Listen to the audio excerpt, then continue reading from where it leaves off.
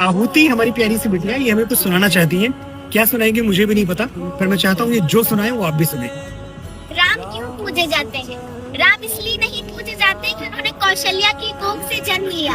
राम इसलिए पूजे जाते हैं क्योंकि उन्होंने वनवास करने वाली कैकई को भी कौशल्या जितना आदर दिया। राम इसलिए नहीं पूजे जाते कि जानकी जैसी देवी से विवाह रचाया। राम इसलिए पूजे जाते हैं कि समाज द्वारा ठुकराई हुई अहिल्या जैसी स्त्री को भी उन्होंने देवी कह के बुलाया। राम इसलिए नहीं पूजे जाते कि दशरथ जैसा चक्रवर्ती सम्राट उनका पिता है। राम इसलिए पूजे जाते हैं कि जिसे पुत्र की तरह वो अपने हाथों से मुखाग्नि देते हैं, वो एक बूढ़े पक्षी जटायु की चिता है। राम इसलिए नहीं पूजे जाते कि उन्होंने सोने की लंका जीत ली।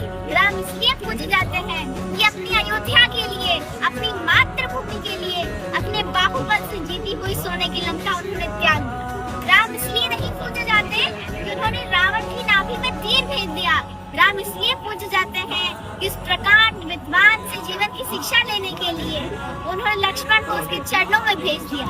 राम इसलिए नहीं पूजे जाते कि वो भगवान थे। राम इसलिए नहीं पूजे जाते क्योंकि वो भगवान थे। राम इसलिए पूजे जाते हैं क्योंकि वो मर्यादा में रहने वाले इंसान थे।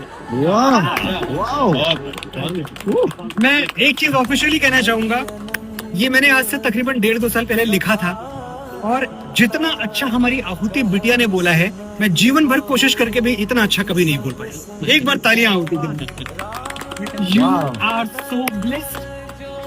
राम इसलिए पूजे जाते हैं, बिल्कुल ठीक है जो तुमने बोला, लेकिन इस देश में बेटियों की पूजा भी इसलिए की जाती है क्योंकि तुम्हारी जैसी बेटियां हैं इस देश में। खुश रहो बेटा।